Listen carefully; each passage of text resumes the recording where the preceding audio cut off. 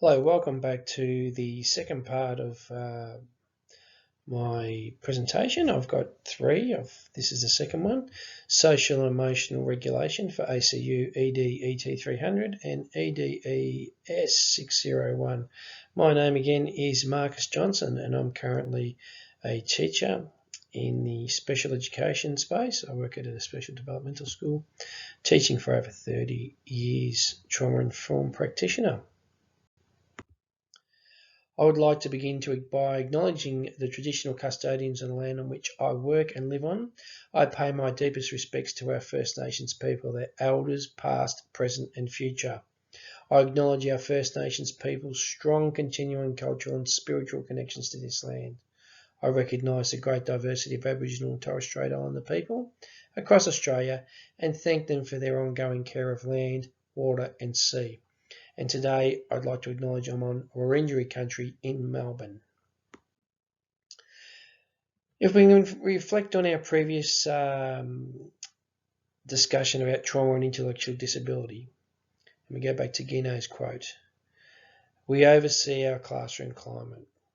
As teachers, we need to be our lighter, self-aware and authentic selves. Like I said, it scares me every day, this quote. Gets me up in the morning and gets me through the day. Let's review some important points in relation to social emotional regulation. Regulation versus dysregulation. So when you're ready to learn and when you're in that fight or flight, in that dysregulated survival mode. You'll hear me talk a lot about regulated students versus dysregulated students. And also topics such as red brain, blue brain. So regulation, we're in the blue brain. When we're in dysregulated state, we are in a red brain where those so-called smart brain regulation strategies are out the window. So we need to look at that and continually reflect on that.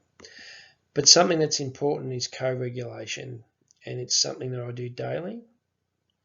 So I've got a little picture there, and I hope that helps you. I've got 6 of these stuck up everywhere around my classroom. So when their storm meets our calm, co-regulation occurs. So as teachers, when we meet our learners in their storm, we must have those solid foundational relationships as we've been discussing. So we can be a trusted communication partner who is lighter and intentional with their words. Words matter. You're okay. I'm here. My favourite one that I've been using for the last probably 5 years is you're not in trouble. What do you need right now? The need for strong, supportive relationships with our students can never be taken for granted. Never. This classic quote from the ancient author Aesop's Fables is so true. It doesn't matter if you do a small act of kindness or a big act of kindness. The important thing is that you do an act of kindness, and it is never a waste of time. So social emotional regulation, the definition. So this is an important definition provided by Rick, Ames and Oshner. So social emotional regulation occurs when one person seeks to alter the emotional response of another person instead of merely suggesting strategies. So social emotional regulation occurs when we actively seek to alter an individual's emotional state, as said. We don't merely suggest strategies, but we are the conduits to change, co-regulators, meeting our students at their side, helping them to regulate in a calm, active, and most importantly, authentic way. We genuinely care about our students when they are demonstrating great learning behaviours, and conversely, we show a deeper empathy and compassionate care when they are not in a state ready to learn, when they're dysregulated, even more so. John Corrigan is a great friend of mine, and I've done a bit of work with him as a team leader with Red Brain and Blue Brain. His great work and how we teach. So if we follow John's understanding of cognitive coaching in the context of social emotional regulation, we will see things from different perspectives. When we are engaged with our students by try and be, and this is really hard for me, be quiet, distinguish your own impulses, and notice new things. If we follow this and make this part of our pedagogical and professional practice, we will be better teachers, active listeners, be more self-aware and lighter. We will be more connected and have stronger relationships as partners in co-regulation. I encourage you to look up John's work. So you've heard me use the word lighter a lot.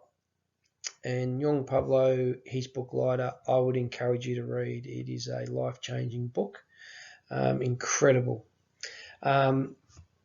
He speaks about many things, but in order to be our intentional self, we must be reflective and authentic in our practice.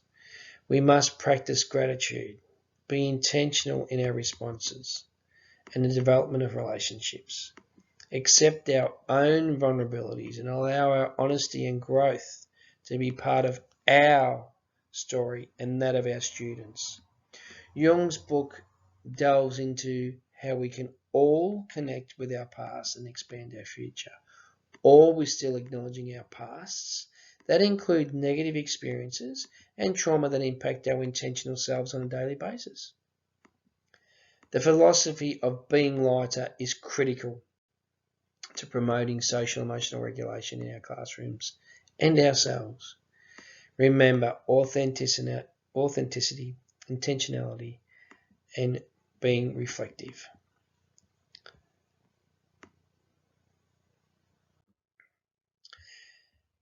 To conclude this module, let's have a reflection on what Jung Pablo has to say about human habit versus human nature. In the context of what we've been discussing and about being our intentional and authentic and reflective selves, we must factor in the old patterns and pain and confusion along the way with the trauma associated with these and how they can all stop us and our learners from being the best version of ourselves. When we have strong relationships with our students, colleagues, parents and carers, along with a pedagogical focus on co-regulation, we will undeniably get to see the best version of their true selves that showcases their love, their creativity and zest for life, including you as a professional, authentic teacher who knows that your future and that of our learners is no longer weighed down or controlled by the past. Once again, thank you for listening to this presentation.